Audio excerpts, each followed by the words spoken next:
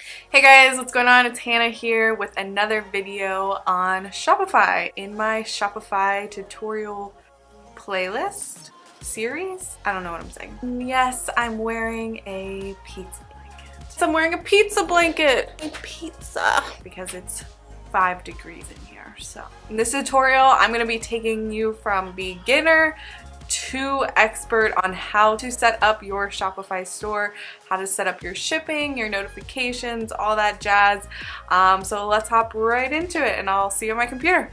Guys, welcome back. So if you're new to Shopify or you have never even went to the platform and you need to make an account, you can find a link in my description to start your free trial. So it's a 14-day free trial, so you can check it out. After your free trial, you get these options for plans. The basic plan is $29 a month, which is that's the only plan I've ever used.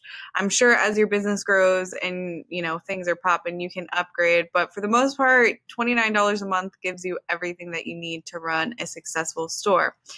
So now I'm going to show you what the inside of Shopify looks like.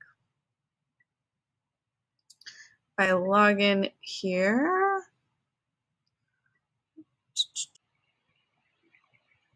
as you can see here. So this is what a main dashboard looks like. You get to see your sales. You get to see in the live view who is viewing your website. If you press see live view here, you can actually see where these people are located. There's a lot of other analytics down here that aren't so important, but first things first is that you need to set up your Shopify store. So what it's going to prompt you to do when you first open your Shopify store, it's going to take you through a series of steps, and it's going to be really self-explanatory. At the end of the day, you need to put in all your business information, and you need to purchase a domain or link an existing domain.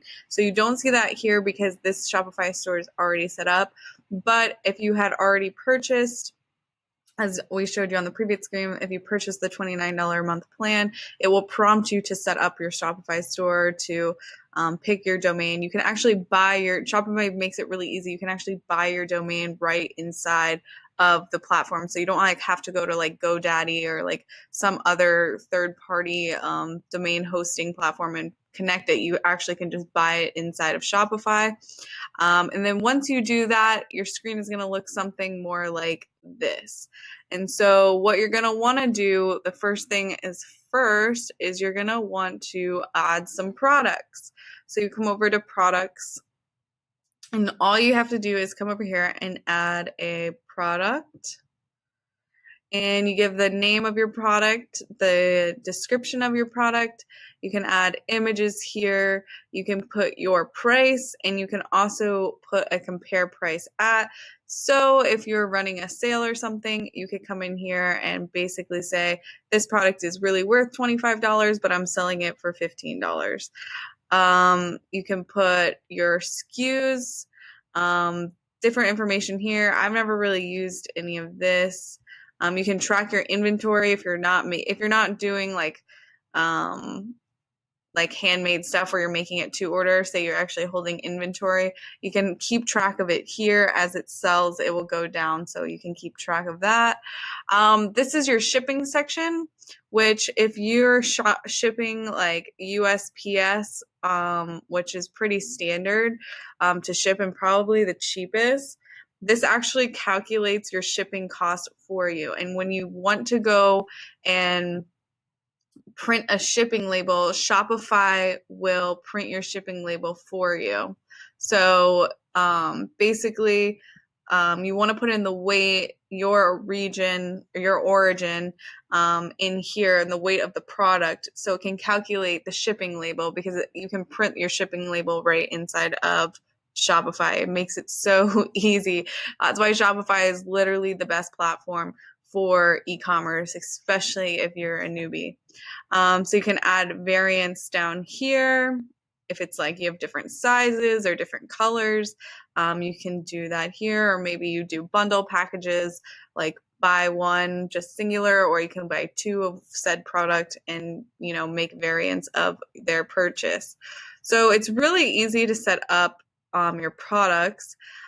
Basically, what you want to do after you have some products, you want to set up your collections, and you want to start categorizing your products into collections. So if you're selling shirts and then you're selling hats, you put up all your products first, and then you tell your products where you want them to get sorted to. So you set up collections.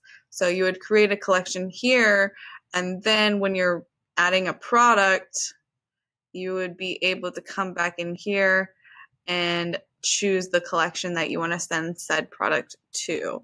So pretty simple. You want to make sure that your images are compliant with the image size. I'm not totally sure what size it actually has to be, but it will tell you when you start trying to upload your images.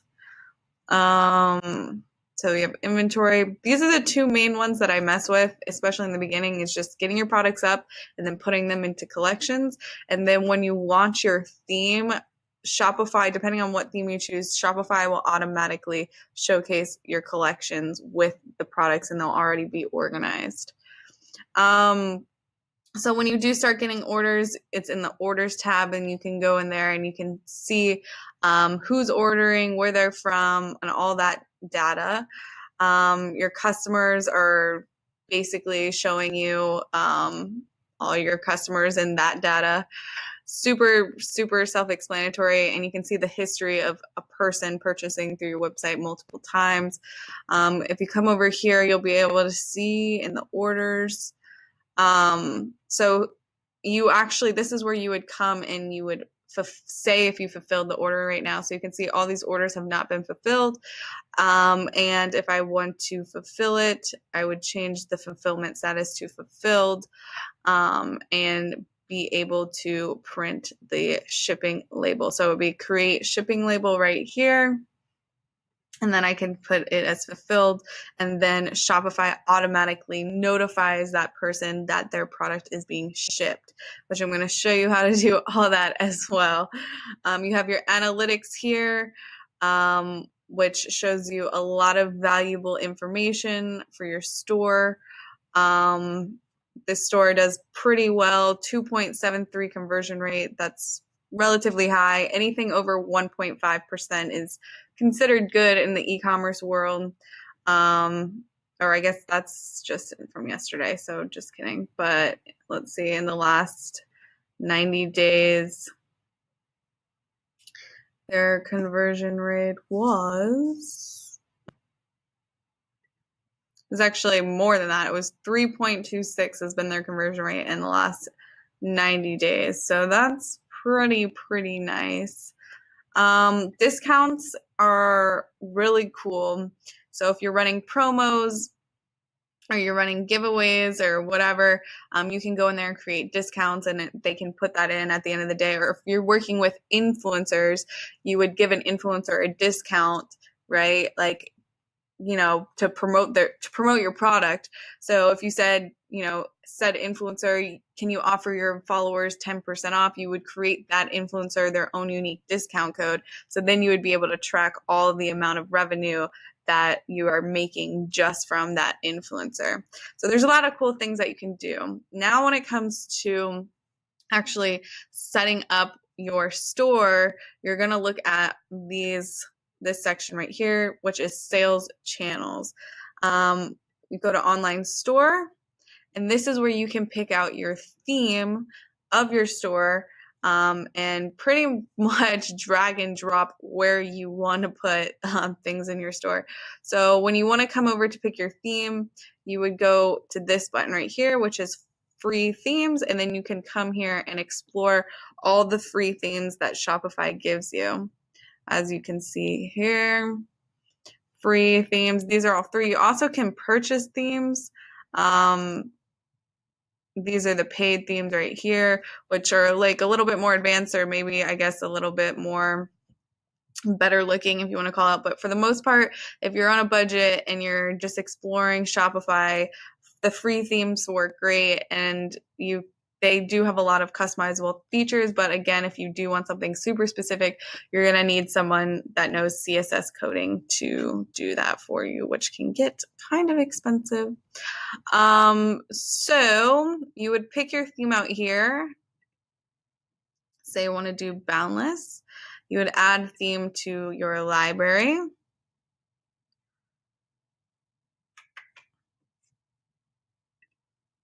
And now it's added, but it's not published. So theme library is all the themes that you've been editing or messing with, but they're not actually published. So this store actually has a published theme, that like a store that's live right now.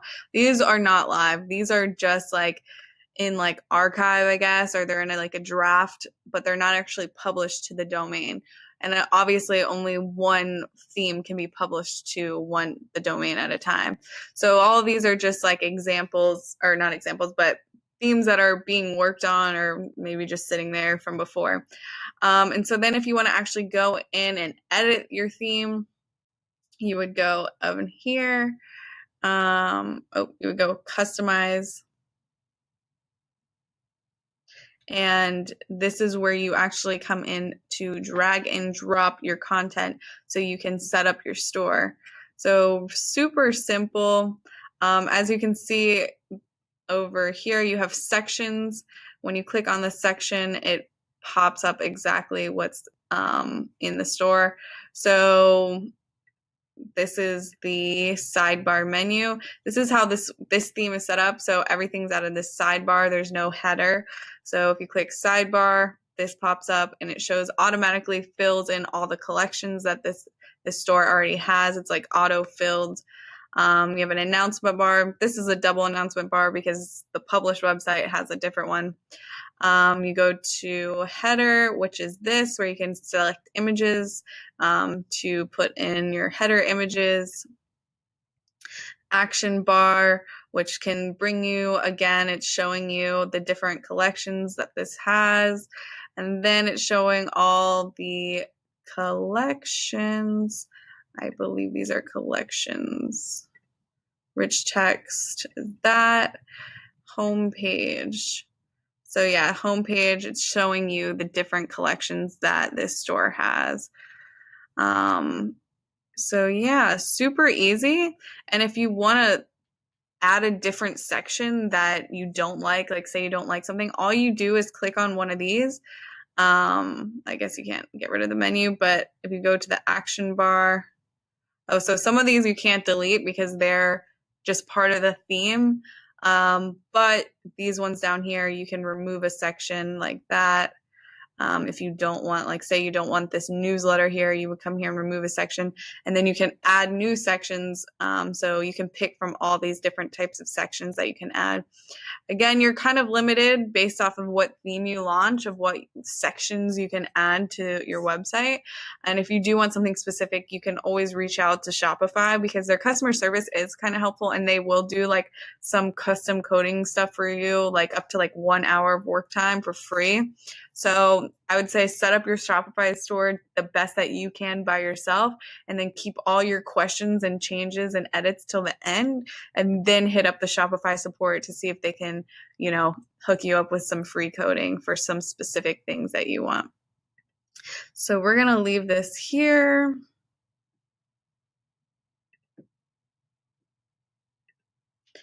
Now for other pages like blog pages, contact me pages, you're going to want to basically all your pages. You can come in here and go to pages, and you can add new pages. So just like when you go to a website and there's a header that gives you a home page, go to our newsletter, go to our blog, go to our Instagram, whatever it is, you can come in here and make your own custom pages. And then when you want to add these custom pages to your header, you would go to navigation. And so navigation has your main menu and your menu, or you can add menus, whatever, different types of menus. And then you can then launch these specific menus to your headers or your sidebars of your website. Other things to look at is your preferences, which is where you can do a lot of other cool stuff. Like you could sync your Google Analytics. You can put your Facebook pixel in that. So that's for like if you're doing like Google AdWords or Facebook ads. These Shopify integrates with those platforms super simple. So you would just go through the script and learn how to do it. Click here to learn how to install those codes into Shopify. It takes like 4 seconds. It's super simple. You can also connect your Facebook. You know how Facebook has like a Shopify, or not Shopify, a store on your business page. It's cool because Shopify, your products in Shopify will auto sync to your Facebook page and automatically upload all the products that you need by clicking that. Same thing with your Instagram, as well as Pinterest, whatever it is that you want to do. Now, if you want to add specific things to your Shopify store, like as you saw, a wheel popped up before when I was showing you the example of the Arizoniacs, you can come in here just like an iPhone. You can come in here and you can visit the Shopify store app store, and you can get different plugins and integrations to sync with your Shopify store. So if you need like an email marketing platform, like to do email marketing like MailChimp or Klaviyo, you can come up here and sync it right inside of Shopify and add the app to your app collection. Wheelio is a really cool app. It's the wheel that spins and then collects their email in exchange for like maybe you give them a discount or something. This is a free app, Quick Announcement Bar by Hexam, which is like a little bar at the top. Some themes have that already, but the theme that ours is launched with right now doesn't. It's like it will be like a little like announcement bar at the top that's like announcing free shipping or a sale or something like that. So now we get into more serious stuff, which is like the settings of your store. You can find your general settings here. Your payment providers is where you go and set up your Stripe. So Stripe is pretty much the easiest payment processor. It's called Shopify Payments, but at the end of the day, it's partnered with Stripe, which is powering it. So you can come up here, you can sync it to your business PayPal account and your Stripe account. So you can literally come in here. It will direct you step by step on how to do that. Then you have your checkout process, which is when you click here, it basically prompts you how you want your customer to have their checkout process. It's like super simple. So customer accounts, that's like if you want somebody to create an account with your business. So I don't really use this. Like, I don't think that it's really necessary for like someone to like have to make an account. I guess it could be beneficial. I've never used it before. Customer contact, you want to make sure that choose which contact methods your customer can use to check out and receive updates. Customers can check out using their phone number or email. Customers can only check out using email. So this one's set up that they need to use their email. Receive shipping updates. Customers can choose to add a phone number or email to receive shipping updates after they complete the order. Customers can download the Arrive app. So those both are checked. This is the form option. So this one requires your first and last name. Your company name is optional. Your address, your shipping address, phone number is optional. Order processing. Use the shipping address as the billing address by default. Enable address auto completion. So these things speed up the checkout process. So this auto fills any forms that like have already been filled out before. So if you started filling out your address, it will like auto fill it, which makes it a lot easier. After an order has been paid, do not automatically fulfill any of the orders, lines, items automatically. So this is like if you want them to like auto fulfill. So they order and they automatically get a shipping like label. They get like a shipping confirmation.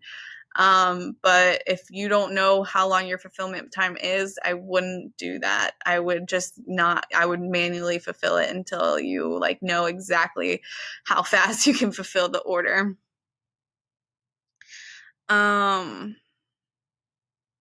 You can come down here to email marketing, show a sign up option at checkout, pre-select the sign up option. So this is to get some people to subscribe to your email. So you can retarget them with other email marketing stuff. I would say to make sure that this is pre-selected, pre-select the sign up option. So that means that they would have to unselect it in order to not get your emails, because you have to consent to email marketing. So I would just advise you to pre-select that. So people are, because your email hosting platform won't let you send emails to people that don't consent to getting emails sent. So just quick tip, make sure that that's selected so that you can send them other offers and email marketing. Abandoned checkouts, automatically send abandoned checkout emails. Yes, you want your Shopify sends nice abandoned checkout emails. So you want them to be automatically sent. I think the delay is like an hour or something after there's been an abandoned checkout. And you can even go and edit the abandoned checkout. So if maybe someone didn't buy, you could offer them like a discount to come back and purchase whatever that was in their cart. This one's sent after 10 hours, which I guess is recommended. So, all right, other things, shipping. You can come in here and set up your shipping. This is where you're going to put in your address. You're going to put it in wherever the origin of your products are coming from. Now you can come in here and pick if you want to even do international shipping or just domestic shipping. You can edit this, so you can say if you don't want to ship international, you can just do domestic. And this is where we'll calculate your shipping calculations. If you want to do flat rate, you can choose flat rate options. If you want to do it by weight, you can do by weight as well and have it calculate it. Your label format, 4x6 is pretty standard. Save packages, say how much the package weighs. I'm pretty sure this can calculate the package sizes you use to ship your products. Weight and dimensions of the default package are used when calculating shipping rates. So for this business, he's doing all flat rates. So he's just like making up a price for shipping, whereas you can actually have it calculate the exact rate that it's going to cost you, so that it charges the shipping label. It charges your account the shipping label and then deducts whatever someone paid for shipping. All this, you don't really need to think about any of that. This is just basic stuff. You can do locations, sales channels. This is basically, payment providers, generals, checkout, and shipping are pretty much the main ones, except for also notifications. This is where you can edit the automatic email notifications that Shopify sends, which is really awesome that they do that. So when someone gets the product, they automatically get an order confirmation. They get an order cancellation confirmation, an order refund, a draft order invoice sent to the customer. When a draft order invoice is created, you can edit this email invoice before you send it. These 4 right here automatically get sent. I'm not sure. Abandoned checkouts, if you have it opted in to do that as well. Payment error. Super cool that it does this automatically. So you can come in here and change all these emails. You can click right here and you can actually edit the email and what it says. And like I mentioned before, like for abandoned checkouts, if you want to offer them a better offer, like a percentage off to get them to check out. So even if you had to give them 10% off to complete checkout, this is where you would come to edit that email and actually what it says so that they can complete their checkout.